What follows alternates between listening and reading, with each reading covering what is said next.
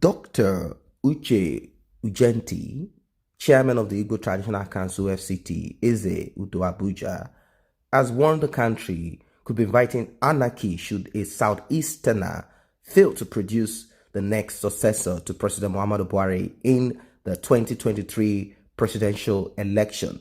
Now, while some people are calling for a break of Nigeria, some are calling for a shot at the presidency. They believe that a Southeasterner Igbo man, not BIAFRA Igbo, not Delta Igbo, although they said there's nothing like this, that they are all one Igbo. But when it comes to some political, issues, there are people that want that claim that they are the majority, they are the main.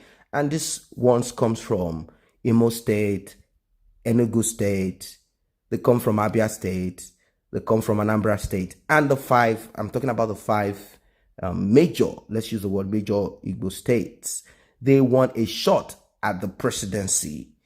Now, you might be in support of this or in support of a breakaway, but whichever way, my own suggestion is this: whoever steps in there and does not call at all for a referendum, I think the person has not done justice. Ujenti, who made this assertion at the weekend when some journalists visited him in his Abuja palace, said common sense dictates that for national unity, dignity, justice, and equity, everyone should desire to come up with a president of Igbo extraction in 2023.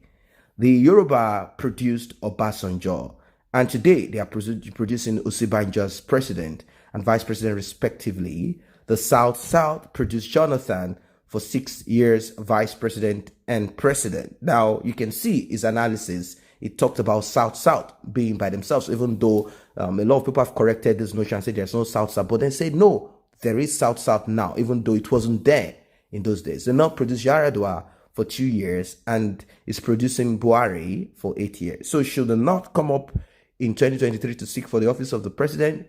It's an invitation to anarchy. Should Southwest come up again, it's an invitation to anarchy. Should South come, it's an invitation to anarchy.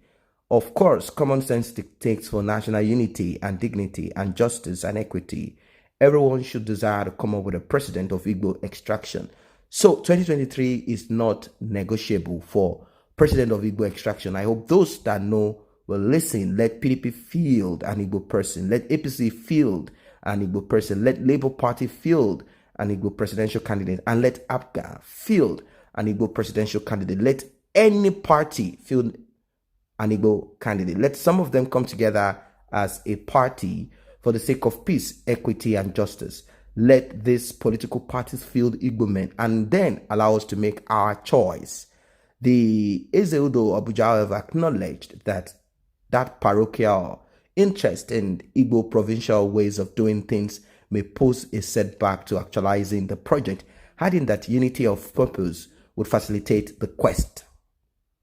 And the reason why we are not growing politically is because we are very parochial, because we are not metropolitan. I keep talking about it. The moment we leave our provincial method of doing things, we will grow. And I think this is something that should be looked into very, very attentively. He has pointed out, I'm not saying all what he has said is correct, but there are certain things that needs to be looked into. Having a limited or narrow outlook is parochial, and this should also be dealt with. He talked about being metropolitan. It's also very important that this is also looked into. They should be able to see things in a much, sophisticated metropolitan system, a much more larger structure. That is something that they should also look into, as this is very, very important.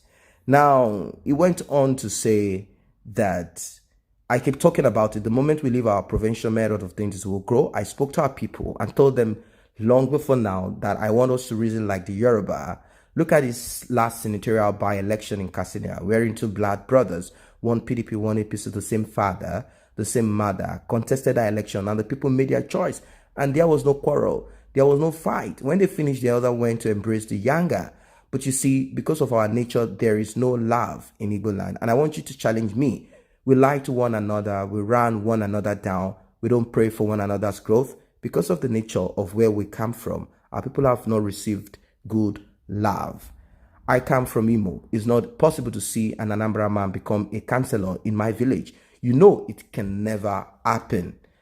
That's why he talked about the parochial, outlook to things, very narrow outlook to things, rather than the metropolitan, meaning an Imo man can be in Anambra State and going for the position of a councillor. You can see that done in Lagos State, where you'll find someone of Igbo extraction totally off.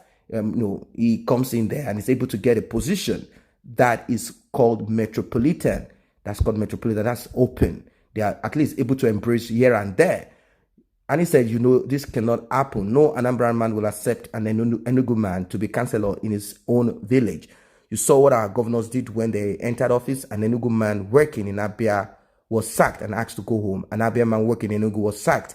An Anambra working in Imo was sacked. And that's a huge problem. You either believe this or not, you either accept this or not, and deal with these things. We are talking of having a new nation where you are all one. Now, we're not talking of ethnic groups. We are talking of people of the same ethnicity, yet there is this one is from Imo State. While growing up, I've seen and heard a lot. I've seen Anambra people, Anambra mom, chasing away and telling his own son and say, do not play with this Imo boy. Their fathers are always lazy. And I'm kind of looking at it that their mom is always the one that is taking care of the family, successful. Their mom is this. And I'm like, what is this? What's going on here? That is called parochial. That's, in fact, it's not even just parochial. This is not even a kind of, this is wrong. I do see this played over time where an Anambra man feels superior.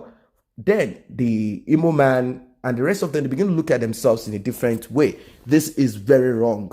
This is very wrong. These things need to be dealt with. People might say, no, forget, we are all one. That's trash. You might be one with your own brothers and sisters in your own aspect. I'm not saying this is general, but this is a man that's pointing things out that needs to be dealt with. Enugu man and all of that, and an Abia man. And he said, but you will agree with me that Bola Ahmed Tinubu governed Lagos State, and he is not even a Lagosian.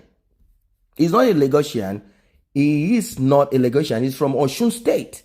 The commissioners that served Lagos State, some of them were not even from Lagos. They were commissioners under Bola Ahmed Tinubu, Arigbeshola and others. Even Igbos benefited from this. Even in this session, we have Igbos in the House of Assembly in Lagos. You see? Now, some might say, Lagos belongs to everybody. Yes, Lagos, general Nigeria, you might say, belong. That's why Hausa Fulanis are coming to your village, because they believe so. Lagos is for the Yorubas, for the Afeniferes. Forget those long stories. Let us call it spade so we can get it right. That's it. Lagos is not for, is a place where everybody can live in, but the owners of that land, of that place, the king of that is not Hausa king, Yoruba, Igbo king, Bini king, or whatever it is. Yorubas are the ones, but they have been, somehow they've upgraded themselves to be metropolitan. That's why Bola Ahmed Tinubu, as he said, can be. So these things are very important for the unification of Biafra. You need to start love. And I mean serious one, practical love. Where an Enugu man can be in Anambra State and take a position. Where an Anambra man can be in Enugu and take a position. Where Abia, Umaya, and everywhere they can. And they are accepted, not parents. This thing starts, you don't give birth to children and they become racist or become prejudiced or practice all of these things. It is what you keep telling your children. And I've seen and I've heard. I'm talking of people of the same ethnic group now, not even outside of the ethnic group. Then you hear, no, we don't marry from that village. Yes, there are things that might be wrong. If you go in there, you might face these things. But I think those things could be trashed and dealt with. In the Southeast, Imo people feel they are not more, that they are more educated than any other person in the Southeast. This is what this man is saying. He said, with this, there is this feeling of superiority. It is said several times that Imo State is the highest educated people in the Southeast. They have more professors. They have this and that. They have more learned people. It could be true. But are they harnessing the power of this? Everyone does not have to be 100% educated at the same level. Imo, they've given themselves education. What about these ones? Have they given themselves to business? What about these ones? Have they given themselves to this? Everyone comes together and offer. Now, it means that you'll find more Igbo people lecturing in the southeast of Nigeria and giving knowledge, while the other people are involved in business. This is how it's supposed to be. An Anambra person feels that he has more money than any other person in the southeast. If we can come as people, let us agree that a time comes when we should be together as one family and as one unit. This is very, very, very important. Very, very important. So some say, wait, let us get Biafra, then we'll sort this out. No, start now.